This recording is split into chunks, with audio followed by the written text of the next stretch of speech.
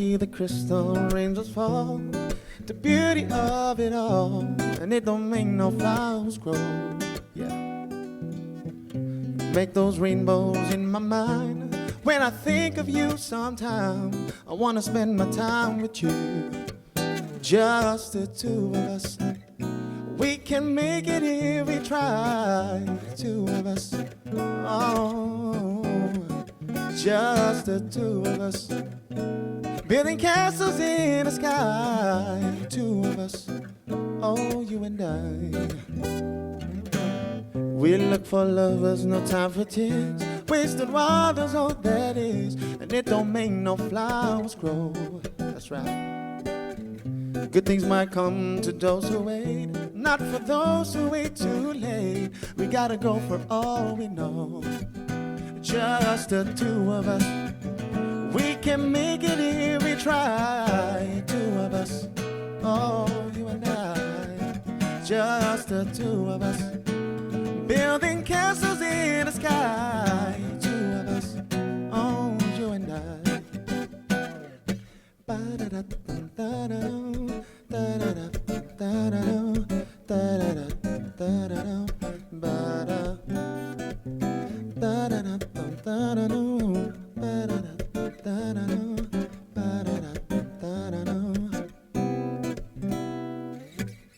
I hear the crystal raindrops fall, the window down the hall, and it don't make no flowers grow. And darling, when the morning comes and I see the morning sun, I wanna be the one with you. Let's go. Just the two of us. We can make it if we try. Two of us. Oh, just the two of us. Oh, just the two of us. Building castles in the sky. Two of us. Oh, you and I. Just the two of us. We can make it if we try. Two of us, you and I. Just the two of us. Building castles in the sky. Two of us. Oh, you and I. Oh, baby.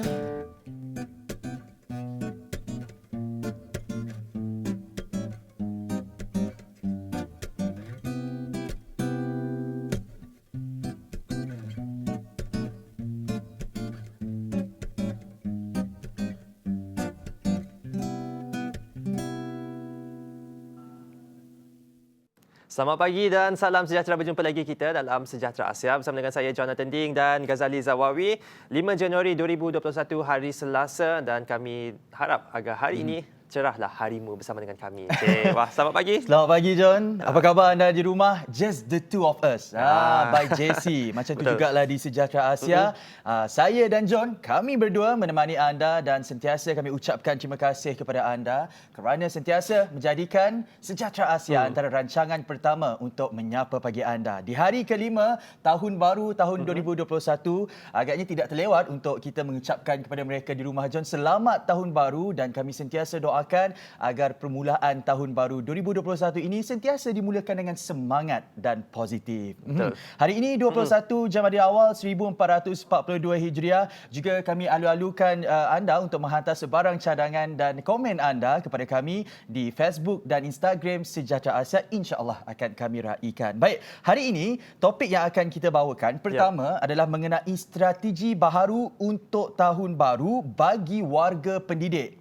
Jadi kita tahu bahawa ramai sebenarnya pelajar SPM yang terpaksa orang kata bertungkus lumus menyesuaikan diri dengan suasana pandemik COVID-19 ini apabila peperiksaan mereka ditunda kepada tahun 2021 ini. Dan menariknya John, ada di antara mereka yang mengambil peluang ini untuk bekerja terlebih dahulu untuk menjana pendapatan. Sebab ialah kita tahu apa orang kata antara budaya masyarakat ataupun pelajar lepasan SPM ini, yang mana secara normalnya kalau tidak ditunda peperiksaan, sekiranya mereka mengambil ujian pada hujung tahun, tahun yang baru itu mereka sudah memulakan pekerjaan. Jadi itu adalah topik yang pertama. Yang kedua John?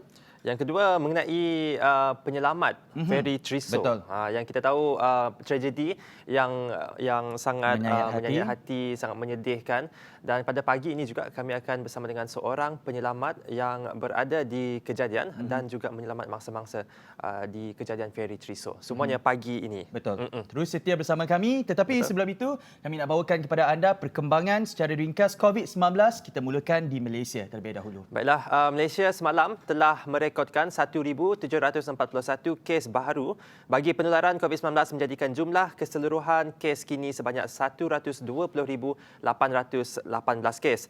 Menurut Ketua Pengarah Kesihatan Tan Sri Dr. Nur Hisham Abdullah, daripada jumlah itu terdapat 8 kes import dilaporkan yang menerima jangkitan dari luar negara. Bagi penularan mengikut negeri, Selangor mencatatkan kes tertinggi COVID-19 dengan pertambahan sebanyak 687 kes, diikuti Sabah 303 kes dan Johor sebanyak 295 kes. Bagi kes kematian baru, terdapat pertambahan 7 kes baru dilaporkan menjadikan jumlah kumulatif kes kematian kini 501 kes. Dan mungkin Gas boleh kongsikan perkembangan COVID-19 di Sarawak. Untuk di Sarawak, kanak-kanak antara 8 kes positif baharu COVID-19 yang dicatat. Sarawak setakat semalam 4 Januari 2021 merekodkan 8 kes positif COVID-19 melibatkan pertambahan 4 kes kluster Stutong, 3 kes import dan 1 kes jangkitan tempatan. Ini menjadikan jumlah keseluruhan kes meningkat kepada 1,148 kes. Daripada 8 kes yang dicatatkan, seorang kanak-kanak warga tempatan antara disahkan positif COVID-19 yang direkodkan di Kuching semalam. Jawatan Kuasa Pengurusan Bencana Negeri CPBN dalam kenyataan media memberitahu kanak-kanak tersebut didapati positif COVID-19 hasil saringan individu balik dari negara Kongo. Itu adalah perkembangan COVID-19 yang sentiasa kami bawakan kepada anda setiap hari. Ingat pesan kami supaya terus mengamalkan penjarakan fizikal, tingkatkan kawalan kendiri, dan orang kata dengan adanya suasana pandemik COVID-19 ini, kita tak boleh nak expect ataupun harapkan ianya hapus 100%, tetapi kita yang berperanan untuk menyesuaikan diri dengan keadaan ini dan menguasainya.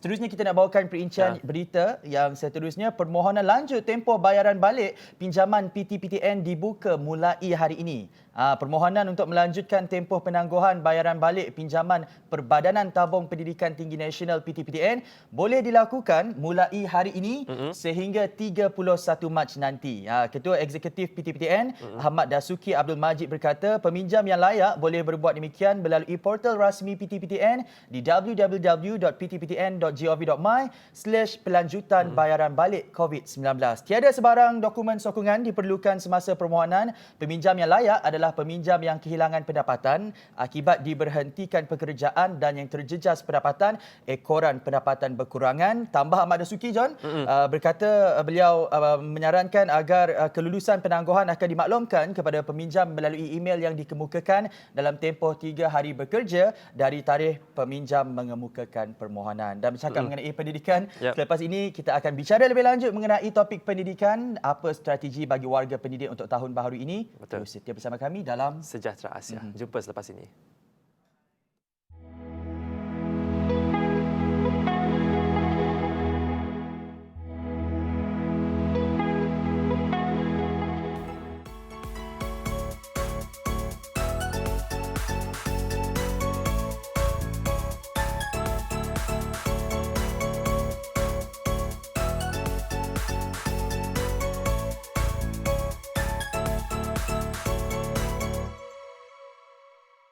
Mungkin ramai ibu bapa di rumah John yang gusar dan khawatir mengenai persediaan anak-anak mereka kerana mungkin pemantauan daripada pihak sekolah sedikit terkekang ekoran pandemik COVID-19. Sebab itu hari ini kita angkat dalam topik strategi baharu untuk tahun baru bagi warga pendidik. Terima kasih kerana terus setia bersama kami dalam Sejahtera Asia. Ingin kami ingatkan kepada anda sekiranya anda terlepas sebarang siaran sebelum ini. Jadi jangan risau, anda boleh pergi sahaja di YouTube, cari sahaja Sejahtera Asia TVS. Baik, hari ini untuk mengupas lebih lanjut mengenai topik ini, kita bersama dengan seorang tenaga pengajar ataupun pengetua kepada Pusat Tuition Alham, Cikgu Azila Sibi. Assalamualaikum, apa khabar? Waalaikumsalam, terima kasih. Khabar baik? Terima kasih sudi datang di Set Sejahtera Asia. Oh, ya. Cikgu Azila, kita tahu bahawa kebiasaannya John, SPM dan STPM ini dilakukan di penghujung tahun. Dan kalau kita lihat pada tahun lepas, ianya sedikit berbeza apabila peperiksaan utama ini ditunda ke tarikh iaitu SPM kepada 22 Februari 2021 dan STPM pada 8 Mac 2021. Jadi Cikgu Azila, berbaki lebih kurang saya rasa 2 bulan sahaja John. Apa orang kata antara strategi ataupun persediaan yang sesuai untuk mereka menghadapi peperiksaan ini? Kalau pada saya punya part lah, saya dan anak-anak murid saya, first sekarang ni kita cuma fokus on strategi menjawab soalan, nak dapatkan markah yang besar, and then of course daripada kita punya cara penyampaian sekarang memang sangat berbeza lah. Betul. Before this, dianya adalah dalam bentuk fizikal, bersemuka. Kita dapat tengok budak tu dapat tengok cikgu dia, kita dapat betulkan apa dalam kertas dia. Tetapi sekarang ini dia dah dalam online. Okay? Ada pro and con jugalah bila kita buat online. Cuma what if kita fokus kepada dia punya positif side on online punya pembelajaran ini. Kerana sekarang bila online, satulah saya boleh buat satu kelas free. Saya ada umumkan macam semalam saya ada buat kelas free dan saya jemput semua. Ada 100 lebih student. Kalau fizikal, saya kena sewa dewan tau untuk kalau 100 lebih kan. Tak possible lah it's not possible untuk saya punya kelas sampai 100 lebih. Kelas saya pun dia muat 30 orang. Tapi sekarang kan dah kita nak buat penjarakan sosial apa semua. Half lah kelas tu, hanya 15 orang.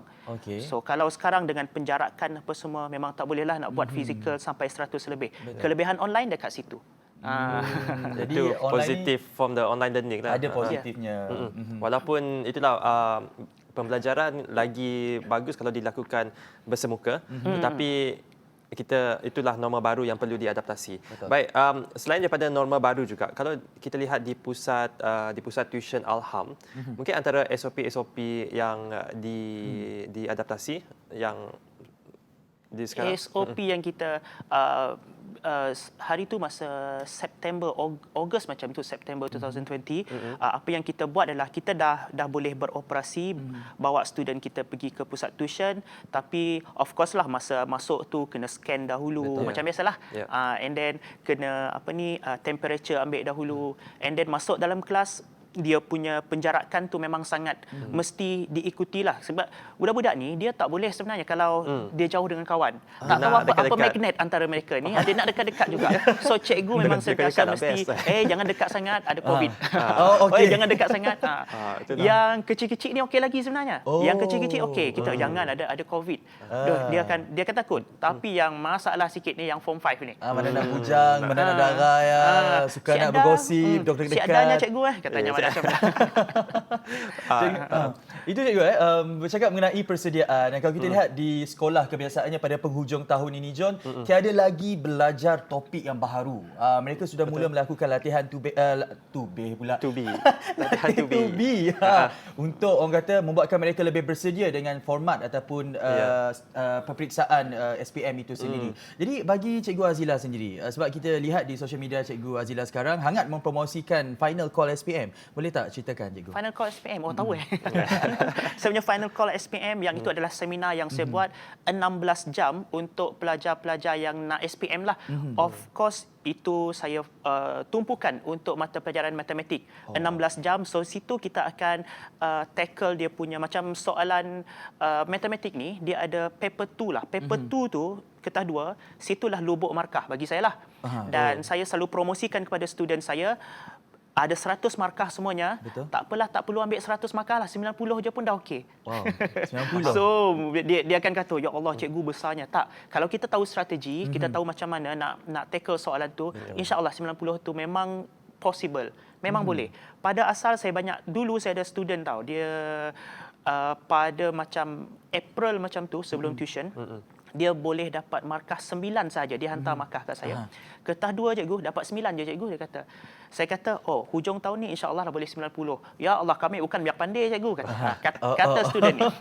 Jadi apabila buat macam tu, saya aturkan strategi untuk dia, kata yang ni macam ni, yang ni macam ni. Sebenarnya ada soalan ni, student dia dah kalah psycho dah. Dia tengok soalan tu panjang, ada 6 markah. 6 markah, aduh susah, saya tak boleh jawab. Saya cuba ajar dia, sebenarnya yang 6 markah ni, kalau awak baca betul-betul dan bila dia nampak, sebenarnya tak susah. Dan dia dapat skor yang 6 markah tu. Dan yang soalan dekat bahagian B, jangan katalah. Yang itu ada 12 markah, ada 4 soalan. Yang tu senang-senang. 12 markah, 12 markah, 12 markah, 12. 12 darab 4, 48 markah dah dapat kat situ. Boleh tapau terus. 48 markah. So itu saya punya strategi lah on paper 2. Dia tanya dekat saya juga, student ramai juga tanya, cikgu paper 1 macam mana? Saya kata fokus paper 2 dapatkan Jangan tembak A sahaja yang tu tak boleh. Saya Paper kata 1 masih objektif kan? Objektif.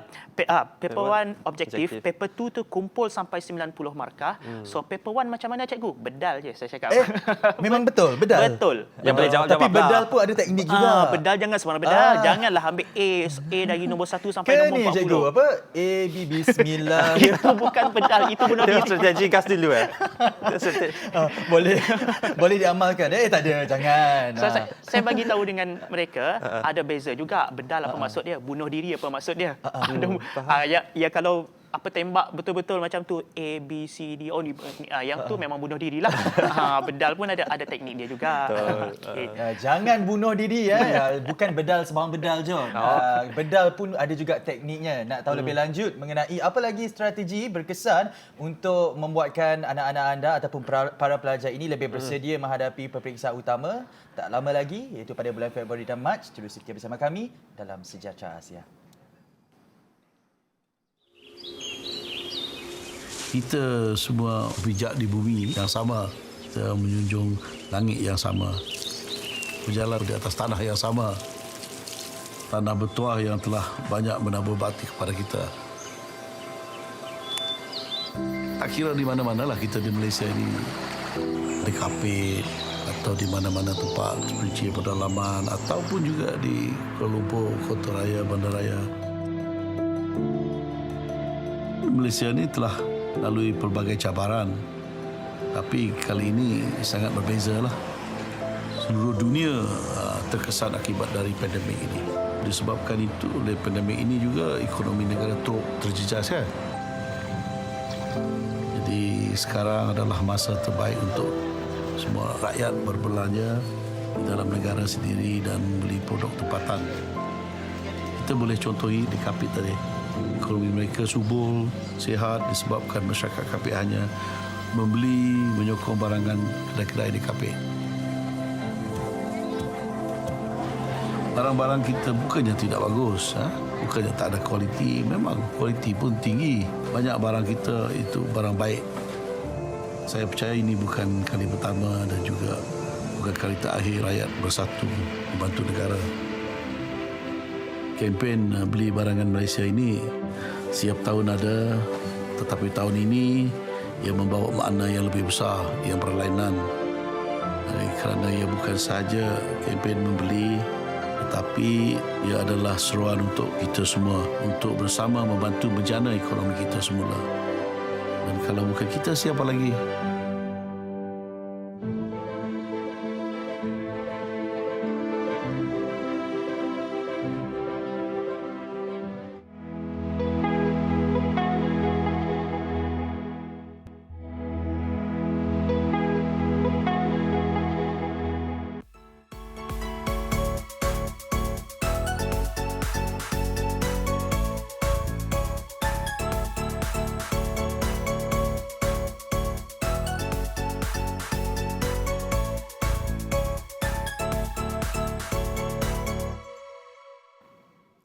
Kembali lagi bersama dengan kami dalam Sejahtera Asia bersama dengan saya John dan juga Gas, dan masih lagi bersama dengan Cikgu Azila, Pengetua Pusat Tuition Alham, dan banyak dah yang beliau kongsikan untuk macam mana nak target skor terutamanya dalam matematik kertas 2. Dan Cikgu Azila, kita nak tanya dengan keadaan semasa. Kita tahu pelajar sekolah tak turun kelas, tak boleh ke sekolah dan sebagainya. Adakah format untuk peperiksaan SPM dan juga tahap kesusahan soalan-soalan SPM tahun ini, adakah mungkin akan berbeza sebab mungkin nak kesian dengan budak ke macam mana? Sepengetahuan saya lah, dia punya format memang masih sama, iaitu pelajar-pelajar yang dianya tingkatan 5 pada tahun 2020, dia adalah grup yang last menggunakan format ini. Yang Form 5 pada tahun ini 2021 dia ada format baru. Yang tu kita masih belum tahu. Tapi for those yang akan SPM pada Februari ini, dia masih menggunakan format yang sama. Cuma tahap kesusahan atau kesenangan soalan tu masih menjadi teka-teki lah. Kita pun tak tahu. So, apa yang kami sebagai pengajar boleh buat adalah sediakan pelajar ini dengan sekuat-kuatnya lah, sestable-stablenya. Dia punya pemahaman. That is why saya bagi dalam kelas tu strategi sangat penting. Strategi dekat mana nak skor markah, dekat mana nak nak dapat A tu macam manalah. Strategi nak skor markah lah. Okey, satu lagi soalan nak tanya, adakah dengan penangguhan SPM dan juga SPM ni, adakah cikgu, bagi pandangan cikgu sendiri, adakah cikgu rasa ini merupakan satu kelebihan ataupun satu yang kurang best lah? Bagi kurang best ataupun kelebihan, bagi saya sendirilah, setiap apa yang berlaku ni dia memang ada pro and con, dia ada kelebihan, dia ada kekurangan. Tapi what if kita tumpukan pada kelebihan? Memang otak kita ni kreatif tau. Otak kita kreatif. Kalau kita nak tujukan kepada kekurangan, kita akan list down kekurangan tu sampai 100 pun boleh, 200 pun boleh. Tapi kalau dah selalu sangat nak list downkan dia punya kekurangan, bila tanya apa kelebihan, tak tahu pula. What if kreativiti kita ini kita letakkan dekat apa positif dia, kelebihan dia. Jadi yang saya nampak, macam saya more to kelebihan dia saya akan bagi tahu dengan student dia, sebab mereka memang dah negatif dah. Momentum mereka memang dah dah slow dah sekarang, sebab senior mereka by December dah habis SPM. Macam yang Gas cakap tadi, Januari dah kerja dah. Dah kerja dah. Dah ambil lesen, dah ambil lesen Ambil kereta. lesen. So mereka tahun ni bulan 1 masih lagi tuition. So mereka tahu tak best lah cikgu, dia kata. So kita sebagai pengajar, itu kita punya peranan lah. More on positive side, which is apabila dia punya SPM ini dilanjutkan, so masa untuk persediaan itu lebih banyak. Betul. Masa untuk, dan satu lagi yang saya nak bagi tahu kepada saya punya student adalah, saya kata dengan mereka, hargai masa bersama kawan-kawan ini dengan lebih banyak. Sebab nanti, setuju tak, kalau kita habis Form 5, itulah yang kita akan rindu. Betul. Saya tak dapat setuju. lagi nak bergaduh dengan kawan. Betul, setuju. Tak ada lagi drama di sekolah menengah Tak kan. ada. Itulah yang kita akan rindu. Dan bercakap mengenai nak cintakan ilmu ni, John, tak kisahlah orang kata peperiksaan itu ditunda selewat mana pun, sekiranya mereka mencintai ilmu, pastinya mereka sentiasa bersedia untuk menghadapi peperiksaan ini. Dan kalau kita lihat, antara strategi untuk tackle mereka yang menduduki peperiksaan utama ini adalah membiasakan mereka dengan format ataupun memberikan mereka soalan-soalan ramalan. Tetapi ini juga memberi kesan sebenarnya kepada mereka, Cikgu Azila, apabila mereka, biarpun mereka skor dengan cemerlang dalam SPM, tetapi disebabkan dengan kebiasaan ini, mungkin kreativiti mereka kurang apabila masuk di alam universiti. Mungkin pendekatan cikgu macam mana? Saya setuju dengan statement tu. Saya sangat setuju dengan statement tu. Apabila student kita designkan dia dengan format, kita designkan dia dengan buku lah. So dia akan anggap apa yang dia belajar tu untuk dia skor markah. Tak lebih daripada itu. So sekali lagi, peranan sebagai pendidik ini, that's why dia pendidik. Peranan sebagai pendidik ini, kita bukan semasa mengajar tu memang masuk sekali lah dia punya tazkirah apa semua tu. Dan dalam masa yang sama tu nak buka minda mereka tu, itu adalah satu usaha lagi sebagai pendidik. Satu, kita ajar apa yang dalam buku, dan yang kedua lagi, kena ajar juga mereka based on our experiences dan kita punya pengalaman, kita punya view. Kita ni dah boleh dikatakan umur double daripada mereka. Umur double. So benda tu kita dah daripada sebut umur, sebut double je lah. Umur dah double daripada mereka. So bila macam tu, kita dah nampak banyak dah. Gas dan John pun tahu kan, kita dah nampak banyak. Betul. So banyak benda yang sebenarnya kalau kita lah diberi peluang untuk berjumpa dengan diri kita sendiri yang berumur 17 tahun dahulu. Sekarang ni saya pasti Gas sendiri, John pun ada banyak benda nak diberitahu. "Hi, the 17-year-old Azila, Kan? I want to tell you this." Ya. Jangan fikir macam ni, you salah, jangan fikir macam Betul. banyak. So itu yang saya buat kepada student saya lah. Saya bagi mereka apa yang saya nampak dan please jangan buat kesilapan yang kita buat dahulu. Kan, betul.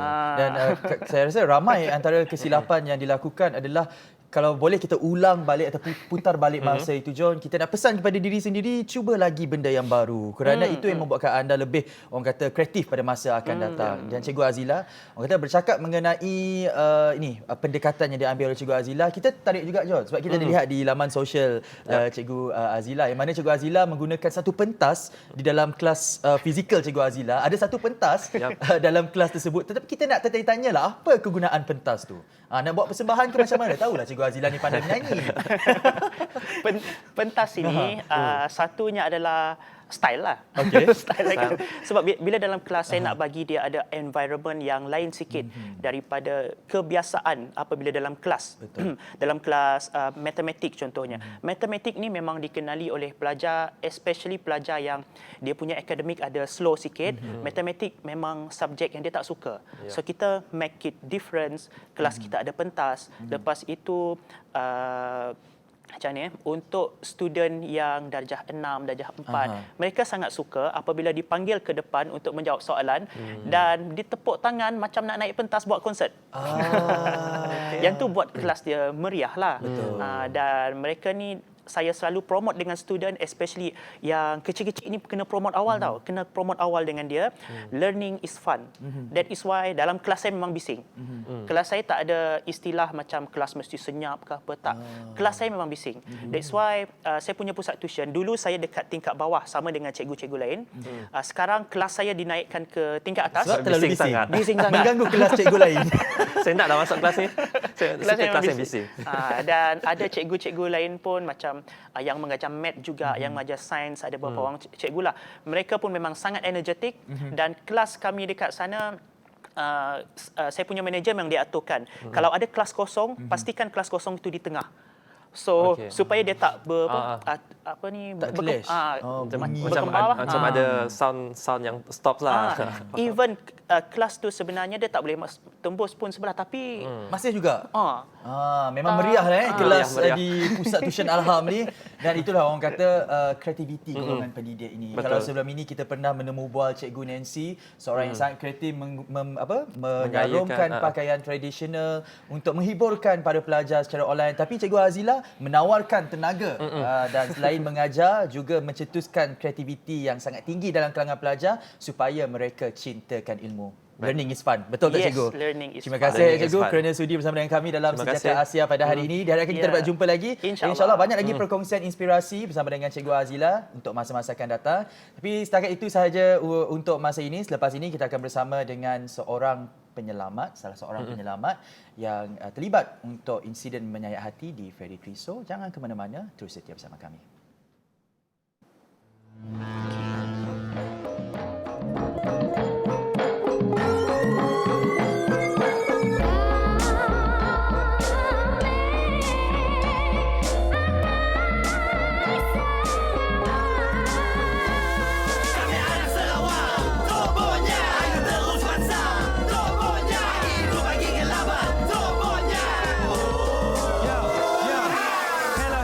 Hello, salam sejahtera. Anak Sarawak, ayo kita bangkit bersama. Kita bersatu hati, budaya dan bangsa. Tak kira siapa, kita duduk semeja. Ini tanah kita, ini tempat kita. Ayo anak muda, kita terus pansang seperti kenyalang di angkasa terbang. Negeri aman damai, Sarawakku sayang.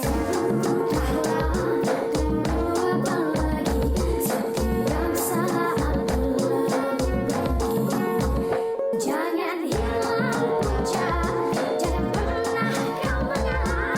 Anak Sarawak menggagas dunia.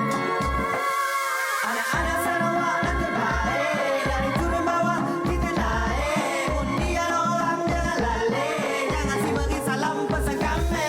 Kami anak Sarawak, Tok Boja.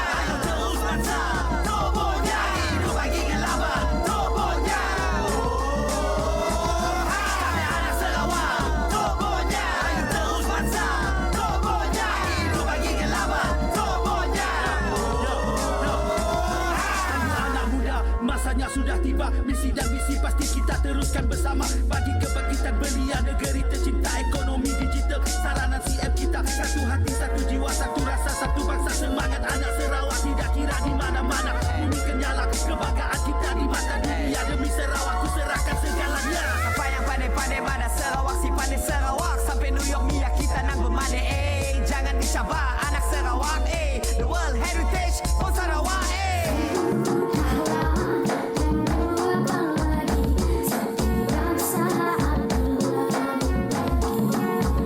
Jangan hilang punca, jangan pernah kau mengalah.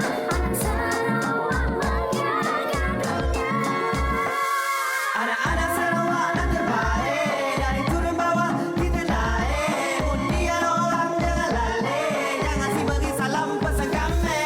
Anak Sarawak, Toboja, terus masa, Toboja, hidup bagi ngelaban, Toboja, Toboja, Toboja. Tok, buatnya.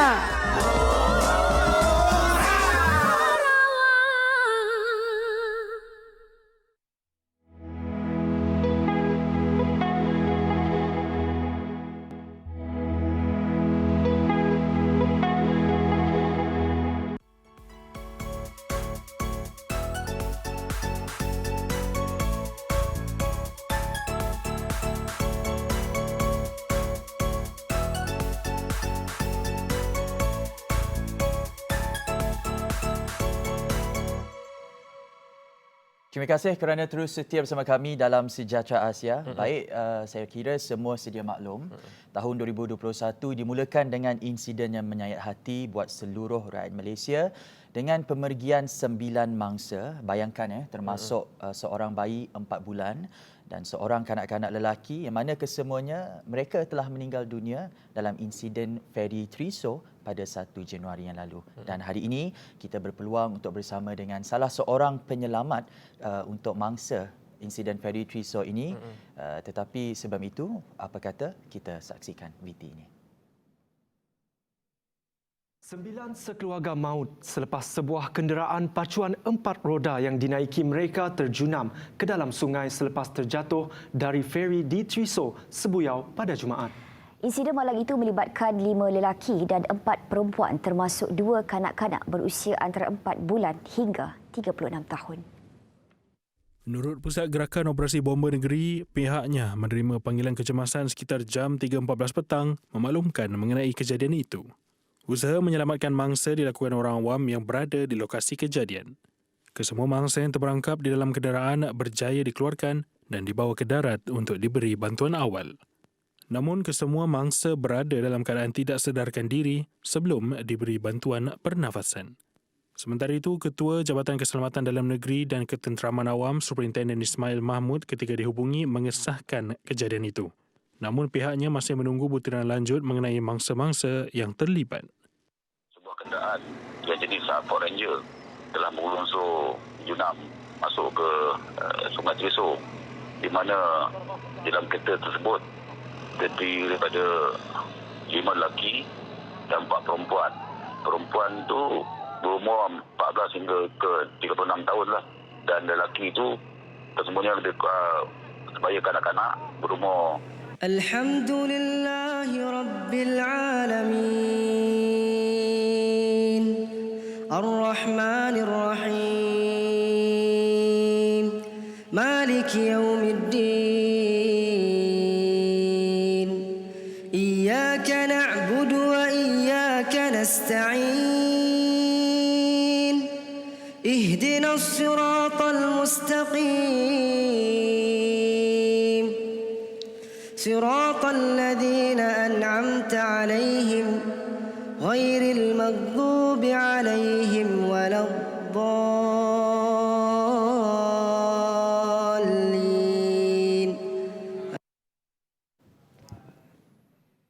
Berat mata memandang, berat lagi bahu yang memikul. Ya, itulah ibu kepada 2 orang mangsa dalam insiden feri Triso ini. Munah Agon sempat menceritakan momen-momen terakhir sebelum anaknya pergi meninggalkannya buat selama-lamanya.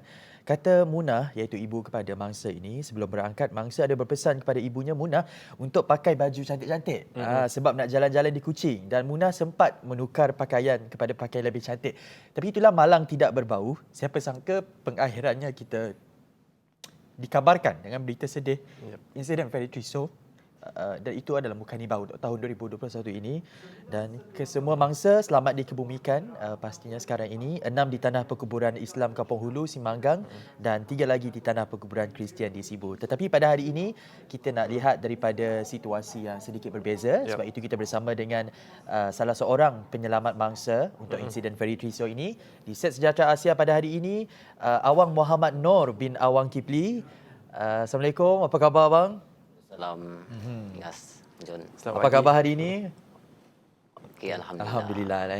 Okey, kalau boleh Encik Awang ceritakanlah. Kita nak tahu juga John, dari mana sebenarnya datangnya dorongan ataupun semangat keberanian Encik Awang ini untuk turut terjun ke dalam sungai menyelamatkan mangsa. Yalah, tanpa rasa khawatir, mungkin nyawa Encik Awang juga boleh terkorban disebabkan oleh keadaan air sungai dan sebagainya. Sebelum kami jawab ya, kami nak ucapkan takziah kepada salam takziah kepada keluarga mangsa. Dan untuk keberaniannya kami pun tahu memang kami nekat untuk terjun untuk nyelamat tidaknya aja. Tapi apakah daya kita seada manusia biasa kan? Betul. Dan impact daripada ya memang besar impactnya lah. Kata suku keluarga mangsa, kata kami pun atas penyelamat ya, memang kita memang sepatnya lah. Itulah orang kata ajaran maut itu di tangan Tuhan. Ya, kita dan kalau boleh juga kita nak tahu pada hari kejadian Encik Awang sebenarnya dalam perjalanan nak ke mana tu Encik Awang? Dalam perjalanan ke kampung ayah kami, Kampung Debak. Dan dalam perjalanan kami anak isteri kami lah dalam kereta sama. Dalam perjalanan waktu nak berhenti, waktu nak outside ke Tiso, bertemu dalam keadaan ada sidak jaga membunyikan horn. Jadi kami dalam kereta, kami memang silap apa. Bunyi horn, isteri kami ada, mungkin ada kecemasan di luar. Pasal kami keluar. Tapi memang blur lah, silap apa. Memang silap apa. Kita kami nanya seorang, kami ingat bot yang karam ataupun memang blur, kami memang tidak apa. Tapi bila ada seorang lelaki baju putih, bapa saudara kepada mangsa dan adik-adik kepada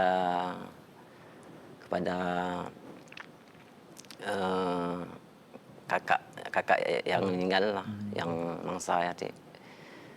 Bilanya berenang, yang nyelam, jadi baru kami trigger, baru kami perasan. Mula kami orang mana helak gugur, kita pasti tahu ada orang kasih. Pasal macam ni kita, ya, kan kita nak terjun helak kosong, kita mesti tahu apa. Tapi bilanya ada 8 kakak kami bawah sana. Kakak kami bawah sana. Itu antara orang kata kata-kata yang pertolongan. Dan 8 orang. Bila tu sampai 3 kami buka jam, kami buka ya. Tu kami pergi ke kereta, simpan semua barang, kami terjun. Kami ingat dia aja. Sekarang ini umur Encik Awang berapa tahun? 42 tahun. 42 tahun. Dan mungkin anak Encik Awang sekarang berapa orang? Anak 5 orang. 5 orang ada di antara, mungkin sebab Encik Awang adalah penyelamat kepada mangsa-mangsa ini, dan kita tahu ada di antara mangsa yang umurnya muda sekali, bayi 4 bulan dan sebagainya. Jadi semasa Encik Awang menyelamatkan mangsa tu, apa orang kata terlintas di fikiran Encik Awang pada masa itu? Terlintas di fikiran untuk menyelamat mangsa ya. Menyelamat mangsa, kami mesti tahu yang dibahaya budak kecil memang masih tahu. Memang kami memang blur. Niat kami terjun, ambil selam, cuba selam memang air arus deras. Memang arus deras. Dan ini apabila saat melihat wajah mangsa pada masa itu, mungkin ada teringat kepada wajah anak-anak di rumah ataupun mungkin anak-anak mengikuti sekali perjalanan Encik Awang. pada Ya, masa itu. anak-anak ikut sekali. Isteri ambil kunci, tahu ambil terjun. Jadi masa saya memang fikir apa, Saya dah fikir apa. just masuk untuk menyelamatkan orang mangsa. dengan harapan setidaknya boleh diselamatkan. Tapi masa Encik Awang menyelam ya, percubaan untuk membuka pintu ataupun memecah Memang terlalu dalam tempatnya sebenarnya. Terlalu dalam. Dalam 4 meter arus deras dengan fizikal ambil kecil kan. Memang 4 meter sampai dalam. Dengan keadaan penglihatan pun jelas. jelas. Jadi mungkin boleh ceritakan adakah ferry ketika itu menolong untuk menarik ataupun menolak kereta sampai ambil orang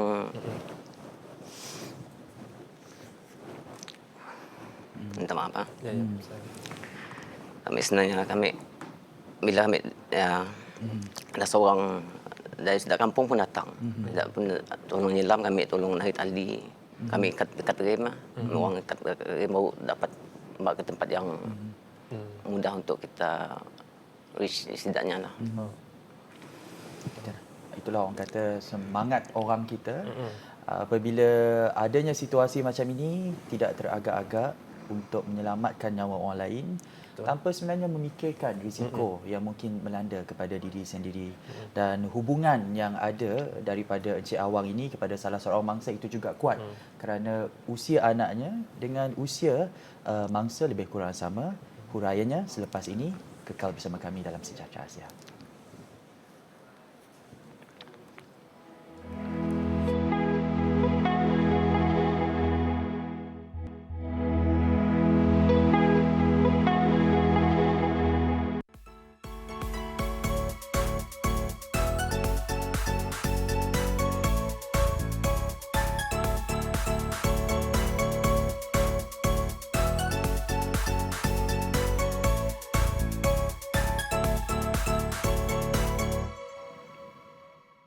Kembali lagi dalam Sejahtera Asia dan kita masih lagi berbicara mengenai insiden ferry Triso, dan bersama dengan kita pada hari ini adalah salah seorang penyelamat untuk insiden ini, Encik Awang Muhammad Noor bin Awang Kipli. Baik Encik Awang, ketika melihat wajah mangsa lah terutamanya mungkin anak kepada mangsa yang masih lagi muda. Apa yang orang kata, sebab Encik Awang juga mempunyai anak yang sama usianya dengan anak kepada mangsa. Hubungan tu, sebab Encik Awang ada ceritakan bahawa ianya create hubungan antara Encik Awang dengan mangsa pada masa itu. Ya, mula bila ambil narik yang kami yang narik semua kan. Narik semua mangsa. Yang paling kami sedih. Yang roh kat belakang sekali, yang last sekali roh belakang ambil tarik yang last sekali dalam umur 4 tahun dah kami sama umur anak kami. Dan yang last sekali tarik ada sebelah tu dalam umur dalam 10 tahun kali. Lebih kurang umur anak kami yang 13 tahun. Yang memberi impact yang besar untuk kami sebenarnya. Dan terbayang-bayang jugalah kita, tapi kami bukan siapa-siapa dengan setidaknya pun. Lagi sedih, apalagi setidaknya pun. Keluarga anak lebih kuat efeknya. Kami, saya tak siapa-siapa pun. Bukan ahli keluarga saja. Lagi sedih. Macam niasa keluarga saja.